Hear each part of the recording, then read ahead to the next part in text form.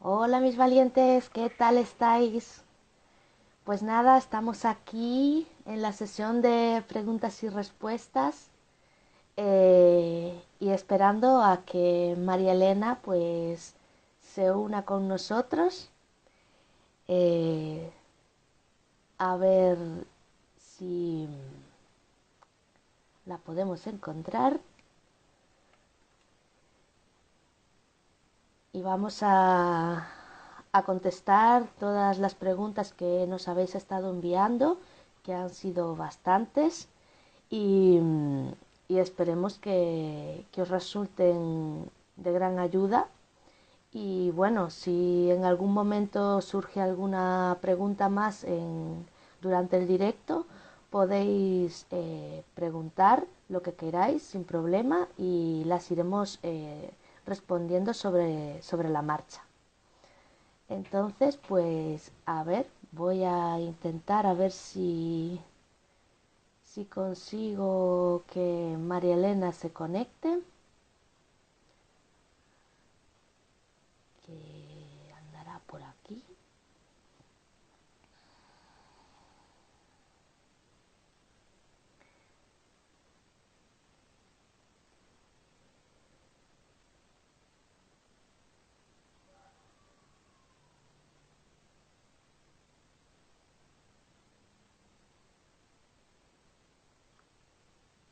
Pues parece que todavía no se ha conectado. Estamos en busca de María Elena, que se nos ha perdido por aquí. Ahora sí. Muy bien. Y la tenemos ya.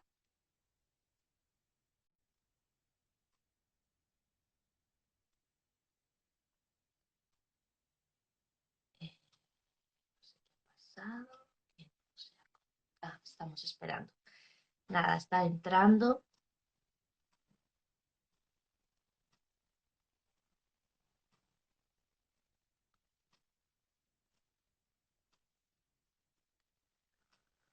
Pues eso, ha habido muchas preguntas, parece que es un tema bastante interesante que os ha gustado, así que Hola, vamos a ver. nada, tenemos por aquí. Ahora. Hola, Tenía la cámara al revés y salía por aquí mi hijo pintando. ¿Qué tal? Buenas muy tardes. bien, buenas tardes, ¿qué tal? Bueno, el vivo ejemplo de un adolescente, del tema a tratar. Aquí conciliación de vida laboral y vida familiar. Exacto. Muy bien. Pues nada, si te parece, comenzamos con la sesión de preguntas Ujú. y, y nada, te planteo la primera. ¿Quieres que esperemos un poquito a ver si se añade alguien más o les damos un Mm, poquito de tiempo o que, como quieras? vale, sí, podemos esperar un par de minutitos. Sí, sin problema. Ujú. Estaba Muy comentando bien. que ha sido un tema que ha interesado bastante, han surgido bastantes Ujú. preguntas y bueno, eh, si a alguna persona durante el directo le surge alguna pregunta, puede comentarlo por aquí, que será también respondida en directo, aparte de las que Perfecto. íbamos recaudando. Ujú. Muy bien, genial.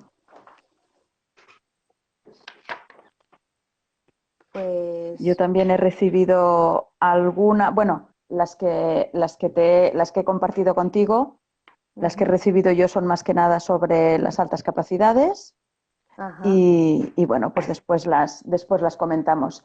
Seguimos el orden que tú quieras, Sí, ¿vale? yo te las Preguntas voy. la mayoría creo que sobre adolescentes, ¿verdad?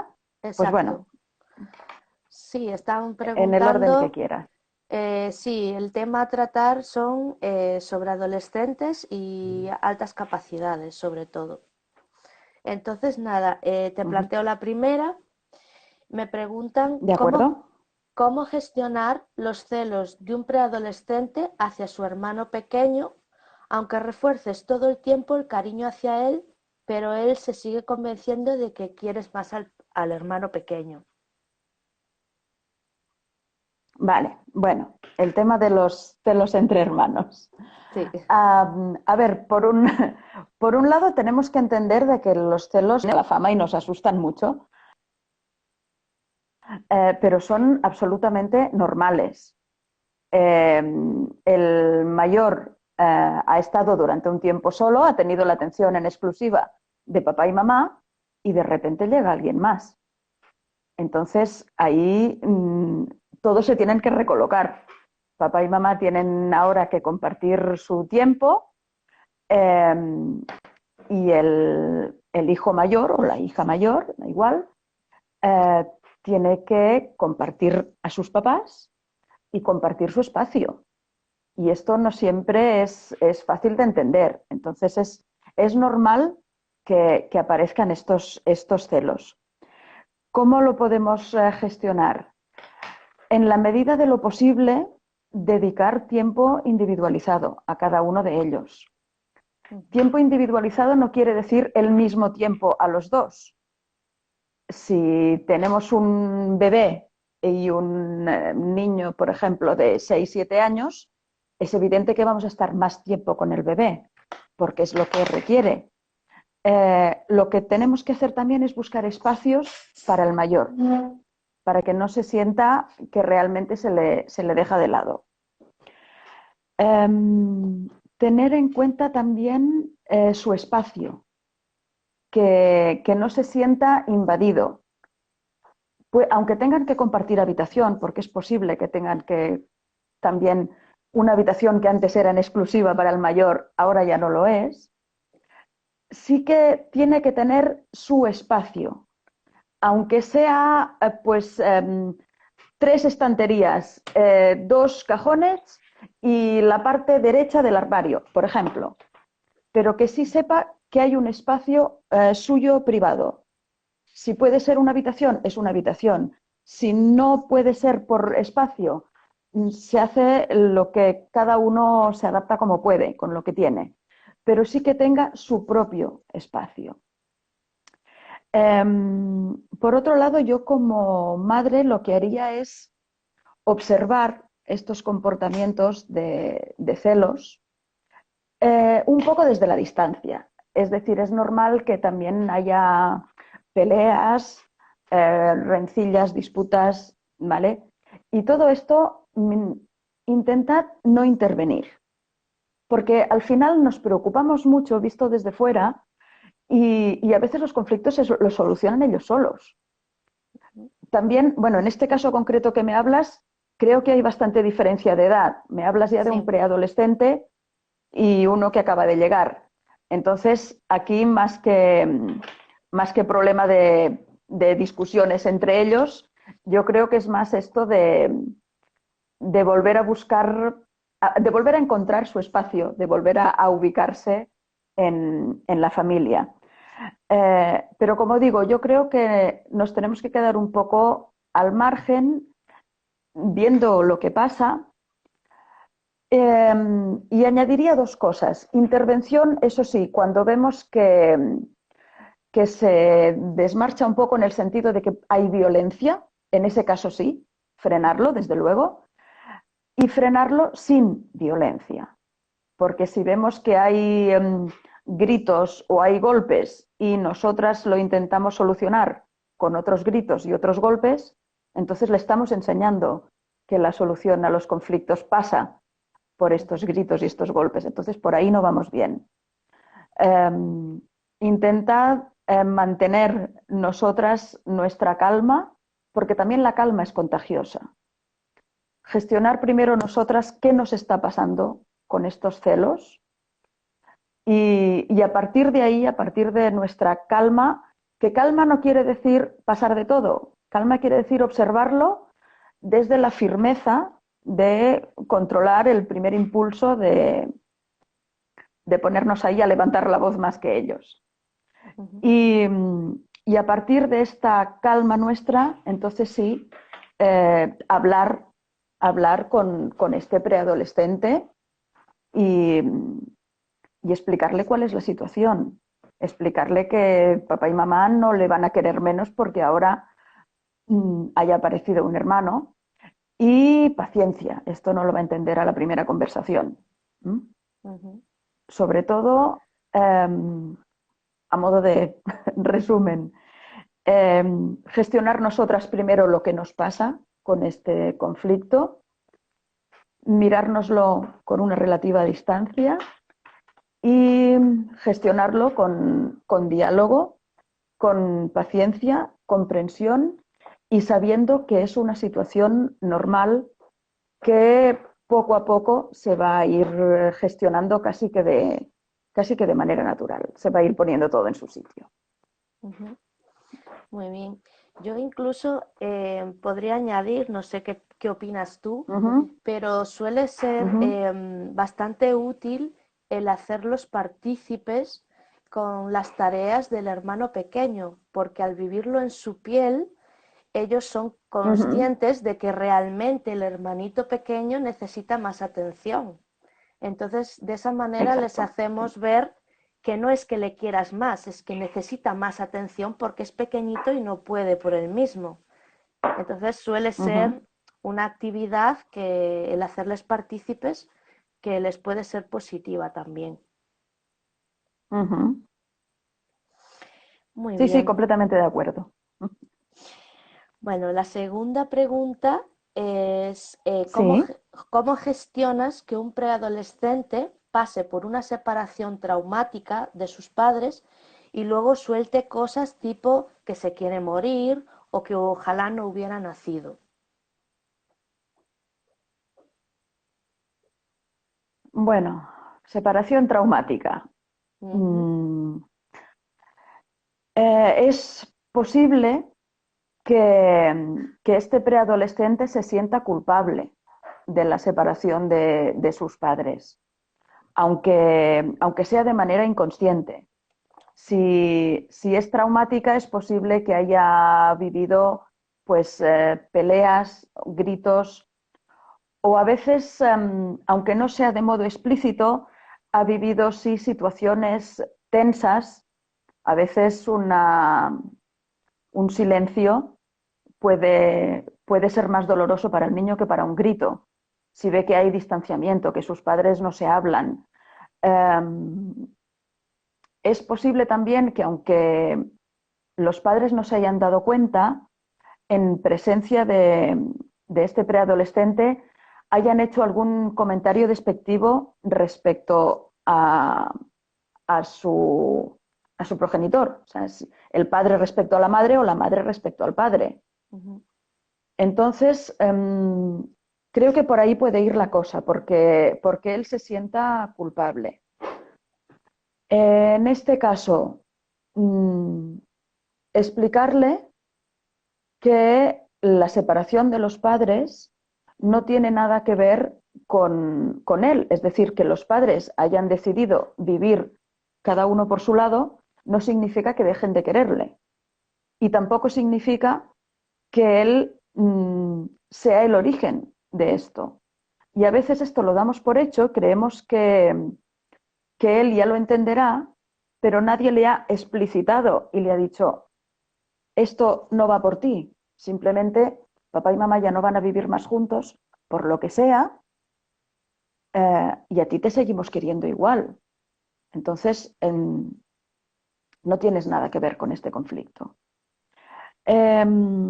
También creo que habría que reforzar bastante la autoestima.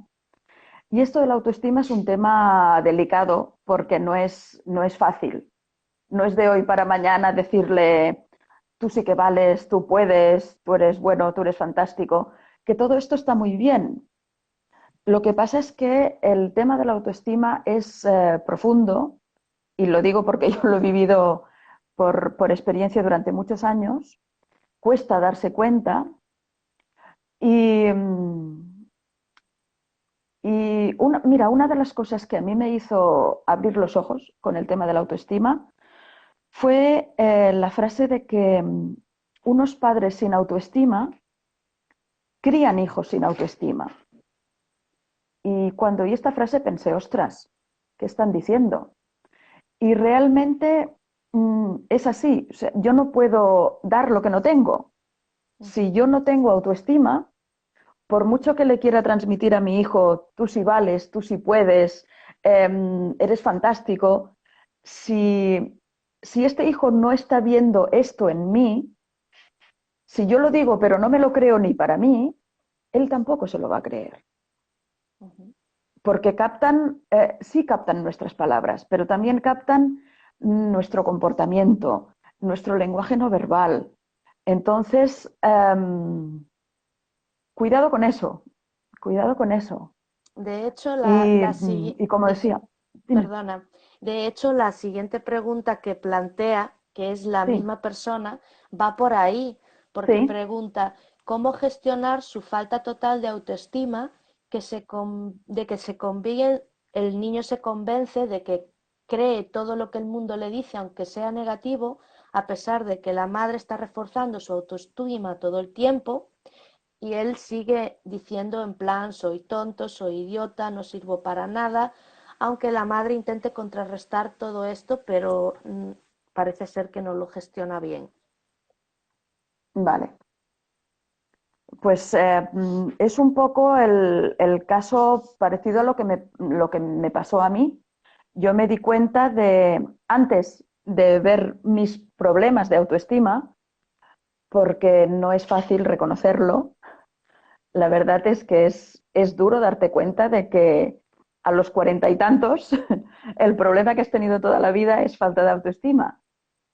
Y, y empecé a verlo en mi hijo mayor y pensé, porque también pasó una temporada con problemas de acoso escolar y problemas de baja autoestima.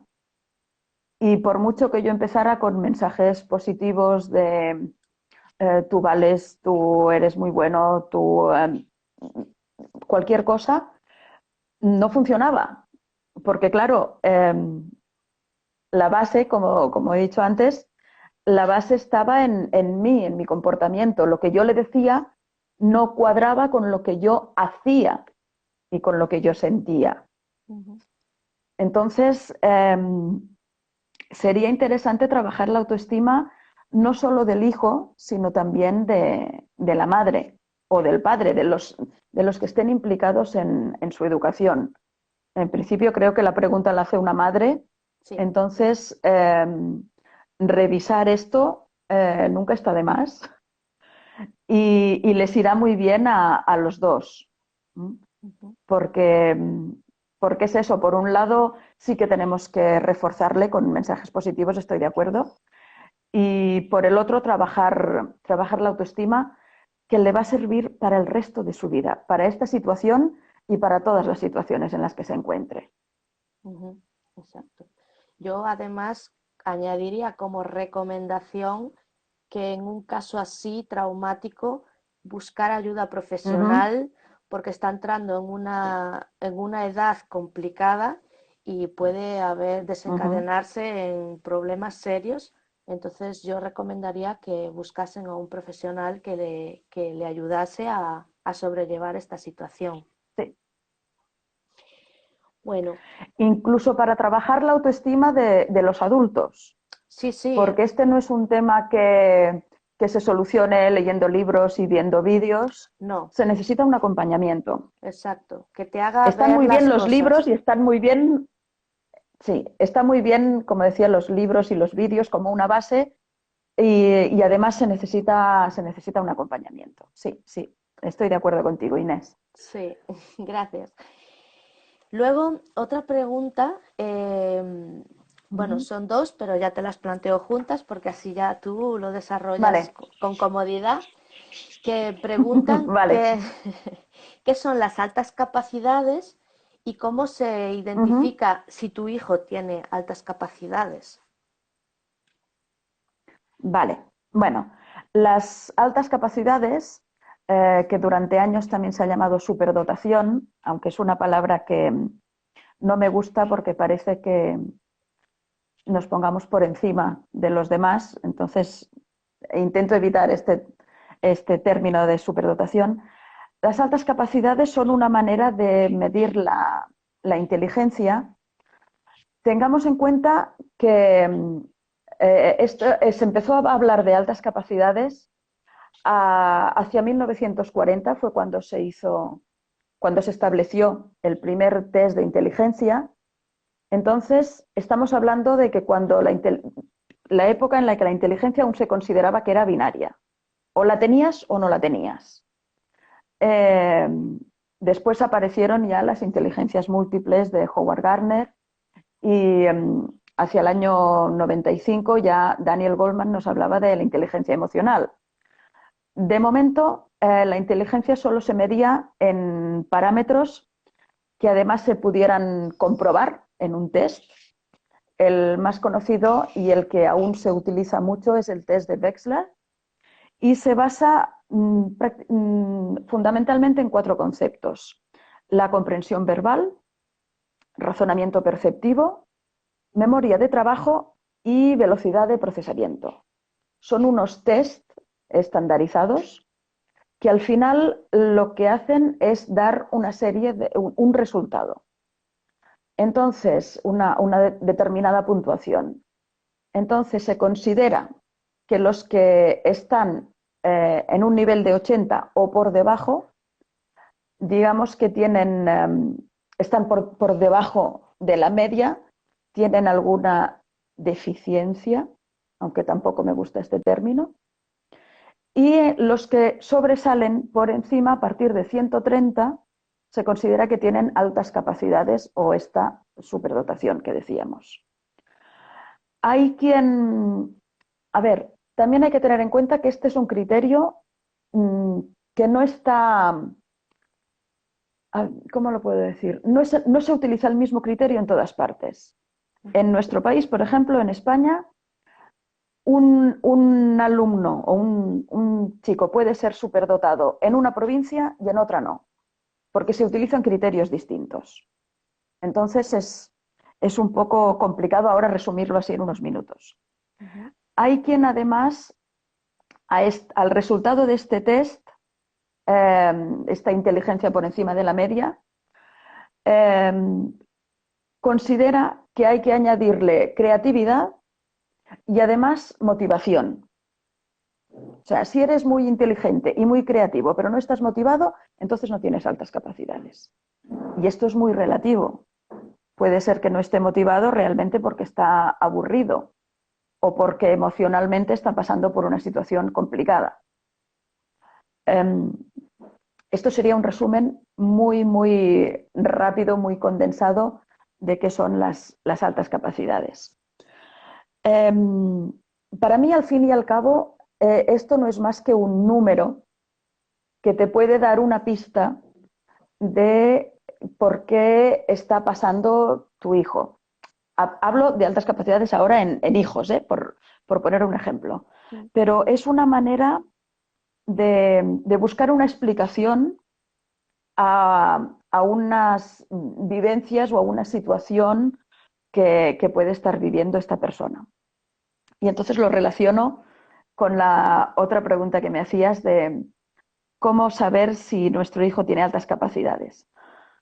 Bueno, hay algunas características comunes, aunque no tienen por qué darse todas, ni es exacto que si tienes alguna de estas características tengas altas capacidades. Lo más fiable es hacer estos test con un psicólogo especializado en altas capacidades. Pero ¿cómo puedo tener una idea? ¿Cómo sospecho que mi hijo puede tener altas capacidades? A veces de bebés ya se les nota. Son unos bebés que tienen un interés especial por estar atentos a todo. Diría que están en un estado inusual de alerta. Tienen unos ojos súper abiertos. Parece que quieran captarlo todo al instante. En general, tienen un desarrollo precoz. Empiezan a andar antes, empiezan a hablar antes o puede ser que empiecen a hablar más tarde, pero ya directamente con frases completas. No van balbuceando palabras sueltas. Durante la infancia también se les nota que tienen un vocabulario mucho más rico para su edad. Tienen un pensamiento complejo, es decir, se hacen muy pronto preguntas trascendentales, sobre todo sobre el origen del mundo, sobre el cosmos, sobre la muerte. Es un tema que realmente les preocupa. Recuerdo que mi hijo mayor debía tener unos 4 años, 4 o 5 como mucho, que le entró una obsesión terrible por casarse. Tenía que encontrar una amiguita con quien casarse. Eh, pues bien, yo pensé que era pues, un juego más de niños, hasta que él me verbalizó un día que su interés era, a ver, ¿cómo lo explico? Él necesitaba tener su futuro controlado, porque él pensó, algún día mi familia morirá, ¿vale? Se morirán mis abuelos, se morirán mis padres. Si yo no me he casado, estaré solo en este mundo. Entonces tengo que casarme para no estar solo. Entonces no era un juego de niños de quiero a alguien con quien casarme, sino la preocupación de qué pasa con la muerte. O sea, iba mucho más allá. También son niños, hablo de niños porque es que en la niñez ya, en la infancia se nota enseguida o ya se puede empezar a detectar. Son niños muy sensibles a cualquier nivel, pueden ser muy sensibles a nivel emocional, viven mucho las emociones, se implican muchísimo. Cuando lo pasan bien, lo pasan genial y cuando lo pasan mal, lo pasan muy mal. Eh, Puede ser que también tengan una alta sensibilidad a los olores o a los ruidos. Entonces parece que se aíslen de los demás porque sean solitarios y en realidad es que digamos que tienen una alta percepción y no saben muy bien cómo gestionarlo. Entonces por eso se aíslan. Son muy curiosos. Además, es una pregunta tras otra y no paran hasta que no comprenden muy bien lo que está pasando. Con ellos no sirve porque yo lo digo. O sea, ahí también hay un conflicto a la hora de cumplir las normas. No aceptan una norma porque sí o porque yo lo digo. Hasta que no comprenden exactamente esta norma y consideran que es justa, no pretendáis que las cumplan.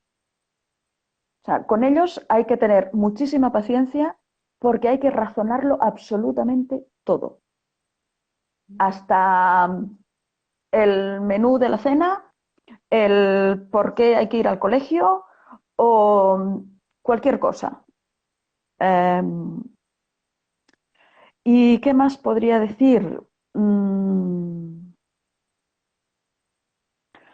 Hay, hay otro tema y es que normalmente se identifican más fácil a los niños porque las niñas, digamos que pasan más desapercibidas.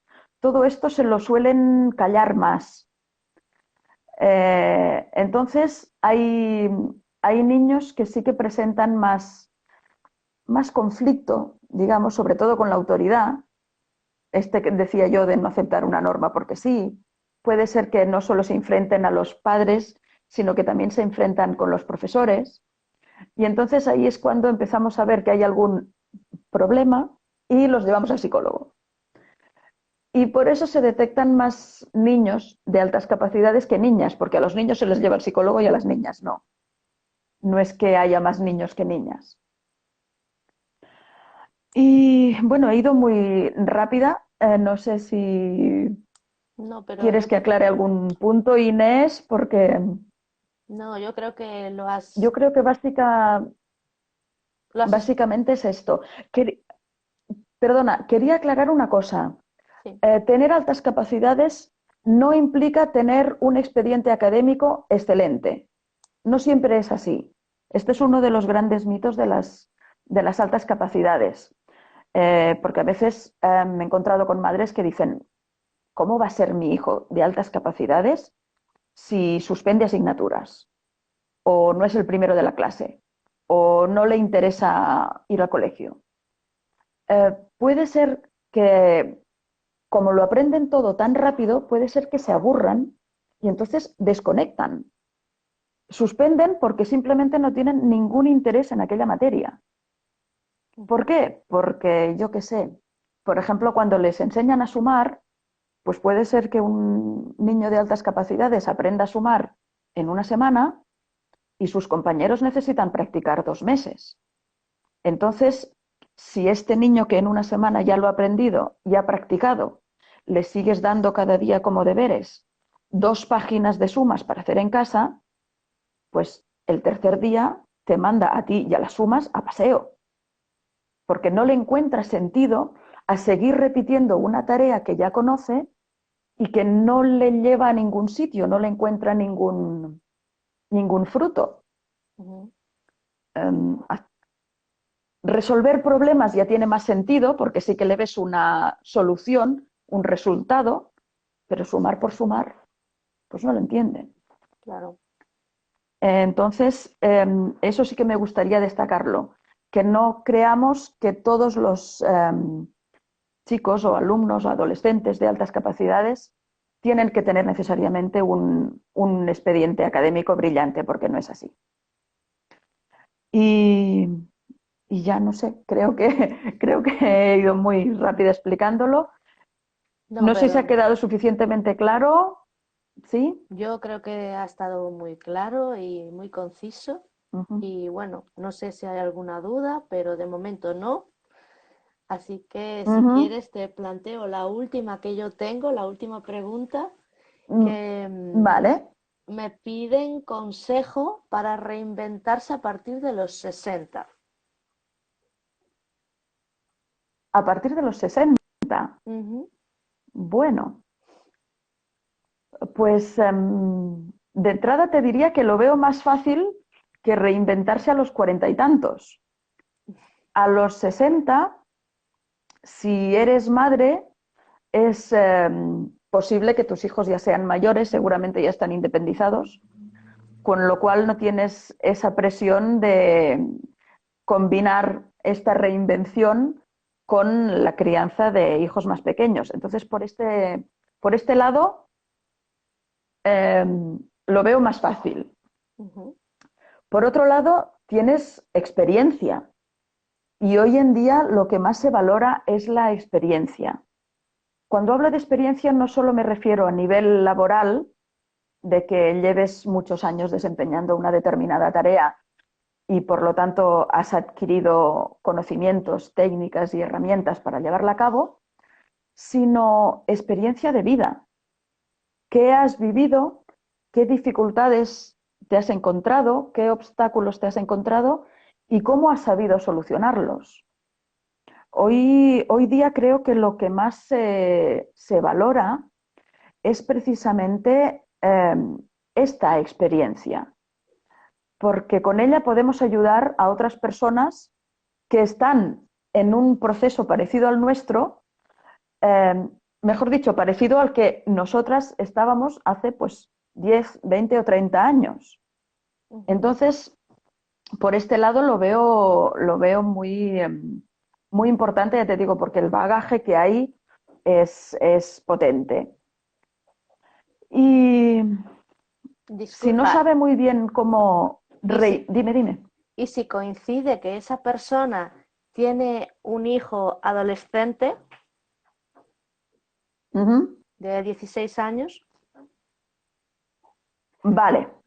Bueno, pero de 16 ya digamos Sí, que bueno, ya está puede pasado. estar solo a ratos, no Sí. requiere tanta atención como uno pequeño. Ujú. Bien.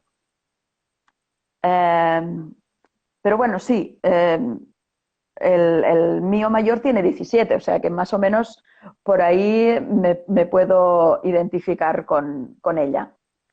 Em, por otro lado, si esta mamá quiere reinventarse y no sabe muy bien por dónde tirar, yo le aconsejaría que hiciera un poco de análisis de qué es lo que le gusta, qué es lo que le apasiona, qué es lo que le encanta hacer, con qué pierde la noción del tiempo. Aunque le parezca que solo es un hobby, muchas veces este hobby es lo que puede dar pie a esta reinvención, porque puede dar ideas a otras personas y puede ser una salida profesional. Hace unos meses, por ejemplo, comentábamos esto de que hoy en día hay muchísimas profesiones que hace 10, yo diría que hace 5 años incluso, ni existían. Internet nos da unas posibilidades enormes y compartir nuestros conocimientos ahora es más fácil que nunca. Y hay cursos, por ejemplo, de costura, hay cursos de cocina, hay cursos, por ejemplo, en Estados Unidos, dos de los cursos que tienen más éxito, parece una tontería, pero para que veáis que de cualquier idea que tengamos puede salir de allí un proyecto interesante. Por ejemplo, lo que decía, uno de estos, que ahora es un negocio exitoso, es de una chica que da consejos para montar una fiesta de pijamas. Eh, Otro que también ha tenido mucho éxito es el de, bueno, pensar que en Estados Unidos la mayoría viven en casas y tienen su jardín o su terreno.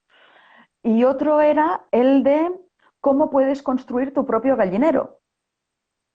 Entonces son ideas que en principio nos parecen locas y en cambio puede ser que haya gente interesada. Cuando teníamos que depender de la gente que teníamos a nuestro alrededor a 10, 20 o a 30 kilómetros, estábamos mucho más limitados. Pero es que ahora tenemos a todo el mundo. Y cuando hablo de todo el mundo es todo el planeta Tierra. Entonces puede ser que haya muchísima más gente interesada en lo que a nosotros nos parece solo una diversión. Entonces por ahí le invitaría a que investigara y profundizara. Sí, a veces tenemos la respuesta en nuestro interior y solamente es dejarla salir. Un ejemplo que se me acaba de Ujú. ocurrir ahora a mí también de cosas así que parecen muy locas, que se está poniendo muy de moda ahora con el tema de llevar una Sí, vida saludable, por ejemplo, es el hecho de alquilar frutales. Pues tú alquilas tu naranja, tu naranjo o tu manzano y la fruta que ajá. ese árbol va a dar, pues es para ti. Y es un negocio que también se está poniendo en auge ahora mismo. Y parece una locura si lo piensas, ¿cómo voy a alquilar un naranjo? Pues sí, entonces a veces Es es, cuestión de sí, ponerle creatividad sí, y atrevernos. exacto, Si esta mamá puede combinar su trabajo actual con con esta, con este proyecto, pues bueno, que lo vaya combinando en sus horas libres hasta que pueda dedicarse solo a su proyecto. Esta puede ser una manera de hacerlo. Tampoco se trata de hacer un corte drástico y radical. claro. Y si puede hacerlo, pues fantástico. Sobre todo, ser creativos y atrevernos, porque al final la única manera de no triunfar es no hacer nada. Exacto. Entonces hay que atreverse, hay que fallar. También le tenemos mucho miedo a fallar y no pasa nada si fallamos. Si fallamos, hemos aprendido una manera de no hacer Exacto. una cosa. ¿Mm? Hemos aprendido un camino incorrecto. Exacto. Creo que fue Thomas Edison, que llevaba cerca de 1000 intentos para conseguir que funcionase la bombilla y no lo conseguía y le preguntaron si no se sentía un fracasado. Y él dijo, no, para nada, he descubierto 1000 maneras de cómo no hacer una bombilla. Entonces la actitud tiene que ser esta. Exacto. Eh, Perseverar, perseverar y perseverar. Y por eso digo que tenemos que basar esta reinvención en lo que realmente nos gusta, porque si no, no vamos a perseverar, no vamos a ponerle ganas. Tiene que ser algo que realmente nos apasione y entonces ahí le vamos a poner todas nuestras ganas y todo nuestro empeño. Genial. Pues Espero haber respondido a esta mamá. sí, creo que sí. Creo que sí que has respondido perfectamente. Uh-huh. Sí. Por mi Muy parte, bien. yo no tengo ninguna pregunta más. No sé si tú Uh-huh. quieres añadir algo más. Si alguna persona quiere por el chat plantear alguna, también se le contesta. Y si no, Uh-huh. pues Perfecto. no sé. Yo no tengo ninguna más tampoco. La que había compartido contigo es la de las altas capacidades, Ujú. que es la que me trasladaba un papá que me decía, no sé si mi hija tiene o no altas capacidades. Pues por Claro, aquí, por aquí puede ir la cosa. exacto. Yo quería hacer un añadido con respecto a las primeras preguntas que hablaban de la separación, Ujú. em, Sí. que a veces tenemos que entender que las separaciones de los padres, los niños, sean o no adolescentes, lo que pasa que, bueno, siendo adolescentes a veces puede haber más problema por la edad en la que están, que puede ser más conflictiva, pero no tenemos que olvidarnos de que para ellos es como vivir un duelo, no deja de ser una pérdida el que sus padres se separen. Ujú. Entonces, Sí. lo que tú decías, que hay que llevarlo con paciencia, porque al final para ellos es eso, como vivir un duelo. Y sobre todo en Correcto. casos así traumáticos, buscar ayuda. Es lo mejor, buscar ayuda profesional. Una vez que estás con ayuda profesional y tienes conocimiento de lo que tienes, ahí es cuando los libros sí te pueden ayudar, pero ya tienes una idea de tu bagaje personal y de tu situación personal. Porque tú puedes coger un libro de Ujú. autoayuda, pero cada persona es un mundo. Entonces tú lo puedes interpretar de una manera, pero realmente a lo mejor lo que tú necesitas no es como lo estás interpretando, sino de otra manera. Entonces, pues, Ujú. y además otra cosa, que nosotros mismos, aunque por ejemplo yo que soy psicóloga, por ejemplo, yo no puedo ser objetiva con mi hijo, porque al final lo voy a estar mirando con ojos de madre, no lo puedo ver con ojos de Sí. psicóloga. Entonces tenemos que tener en cuenta eso, que a veces debemos recurrir a ayuda profesional porque es lo mejor. Al final lo vamos a agradecer todos. Y creo que Ujú. ha surgido por aquí una pregunta que, bueno, ya la has respondido, de cuándo puedes darte cuenta de que tu hijo tiene altas capacidades. Eh, Sí, creo que lo preguntaba Belén, que ha dicho que acababa de sí, entrar y que ya se verá la repetición. sí, Eh, sí, esto ya lo hemos explicado, Belén. sí, Y hay ya, Mariposa Índigo que decía que ha vivido ella sí, las altas capacidades, eh, eso, escondiéndose por timidez, por el, como no sé cómo encajar, pues lo disimulo, me aíslo, me adapto y, y por eso es lo que decíamos de que no, de que hay muchas niñas que no se detectan hasta que no son adultas y a raíz de otros problemas aparece esta detección. hace alusión también a lo de la timidez, lo de, lo de que la timidez es causa de retraerse y no mostrarse tal cual eres, con altas capacidades.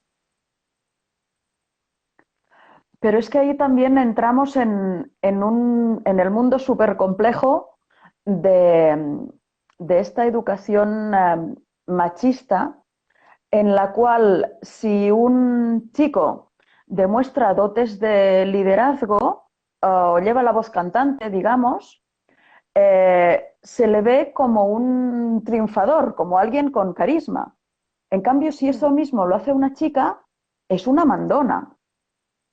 Yeah. Entonces, claro, si realmente creemos que tenemos estos dotes de liderazgo, pues nos los escondemos.